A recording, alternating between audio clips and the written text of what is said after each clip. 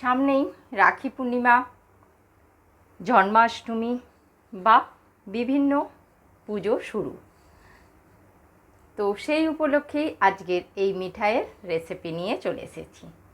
দারুণ দেখতে আর খেতে তো অসাধারণ। আমার বাড়িতে সকলের খুবই পছন্দের এই মিষ্টি। নমস্কার বন্ধুরা, দুবাই থেকে আমি চৈতালি বলছি। চৈতালির লাইফস্টাইল অ্যান্ড রসুই ঘরে আপনাদের সকলকে অনেক অনেক স্বাগত। আজকের এই পেড়ার রেসিপিটি নিয়ে এসেছি, চলুন দেখে নেওয়া যাক। আজকে একটা মিষ্টির রেসিপি নিয়ে চলে এসেছি। তো এখানে একটা আমি কড়াই বসিয়ে দিয়েছি মিষ্টি বানানোর জন্য, গ্যাস কিন্তু জ্বালিনি। আর এখানে নিয়েছি 1 কাপ এটা ফুটনো দুধ, আগে থেকেই জাল দেয়া। আর এখানে নিয়েছি 1 কাপ মিল্ক পাউডার। এটা আগে দুধের সাথে অল্প অল্প করে মিক্স করে নেব। গ্যাস কিন্তু এখন জ্বালবো না, অল্প অল্প দেবো আর মিক্স করতে থাকবো। একবারে বেশি দিয়ে দিলে ডালা পাকিয়ে যাবে। সব মিক্স হয়ে গেলে তারপর গ্যাসটা জ্বালিয়ে দেব।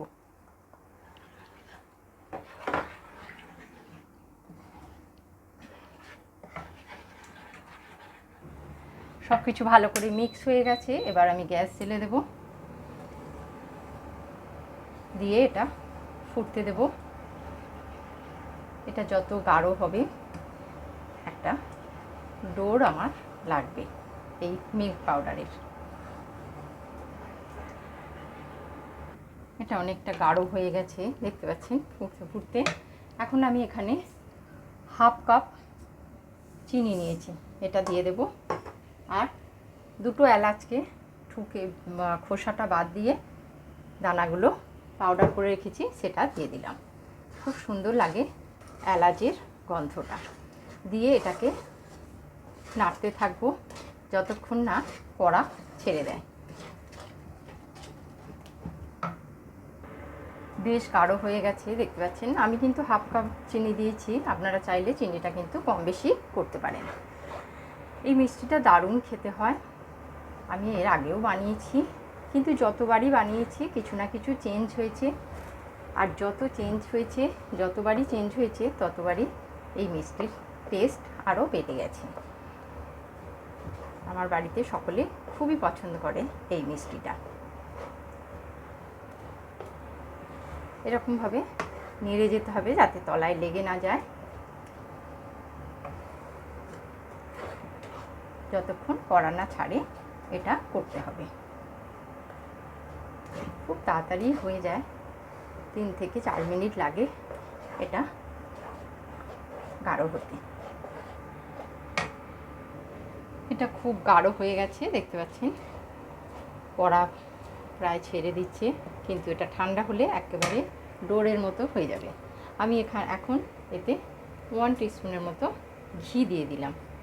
খুব সুন্দর একটা ঘিয়ের গন্ধ আসবে, বা মিষ্টি জিনিস ঘি একটু না দিলে ভালো লাগে না। আপনারা কিন্তু চাইলে নাও দিতে পারেন, ঘি দেওয়ার কথা না। তো এবার কিন্তু আমি এটা গ্যাস বন্ধ করে দেবো। ঠান্ডা হলে তারপর মিষ্টিগুলো বানাবো। মিষ্টির মিশ্রণটা ঠান্ডা হয়ে গেছে, বেশ শক্তও হয়ে গেছে। এবার আমি আমার মনের মতো করে একটু শেপ দেবো। তার আগে হাতটা আমি একটু ঘি লাগিয়ে নেব, যাতে হাতে চুপকে না যায়। আপনাদের ইচ্ছা মতো এটা শেপ দিতে পারেন। আমি প্রথমে এরকম গোল গোল পাকিয়ে আর পেড়া যে শেপ সেই টাইপের বানিয়ে দেব। দেখতে পাচ্ছেন নিশ্চয়ই, খুব সুন্দর দেখতে লাগে। এটা খেতে তো দারুণ। আমি এই রকম শেপ দিচ্ছি, আপনারা আপনাদের মন চাহা যেরকম ইচ্ছা শেপ দিতে পারেন। আমি সমস্ত আগে এগুলো একই রকমভাবে বানিয়ে নেব। আমি শেপ দিয়ে দিয়েছি, এগুলো পেড়া আকারে শেপ দিয়েছি। আর এগুলো লাড্ডুর মতো গোল করেছি, বা যেরকম কাঁচা গোল্লাগুলো দেখতে হয় ঠিক সেরকম। এখন আমি এগুলোর উপরে একটু করে পেস্তা দিয়ে দেব, দেখতে ভালো লাগবে বলে এটা দেয়া, আর কিছুই না। খেতে তো টেস্ট তো অসাধারণ, একবার বাড়িতে বানিয়ে দেখবেন, খুবই ভালো লাগবে। সামনে রাখি পূর্ণিমা আর রক্ষাবন্ধন হিসাবে, বা যে কোনো জন্মাষ্টমী বা বিভিন্ন তেহার বাড়িতে অবশ্যই বানিয়ে ফেলতে পারবেন। বা চট করে কেউ কোনো গেস্ট এসে গেল, বা নিজের খেতে ইচ্ছা হলো, তো এরকমভাবেই বাড়িতে বানিয়ে ফেলুন, খুবই ভালো লাগবে। একবার বানিয়ে দেখুন, ছোট বড় সকলের খুবই পছন্দের হবে।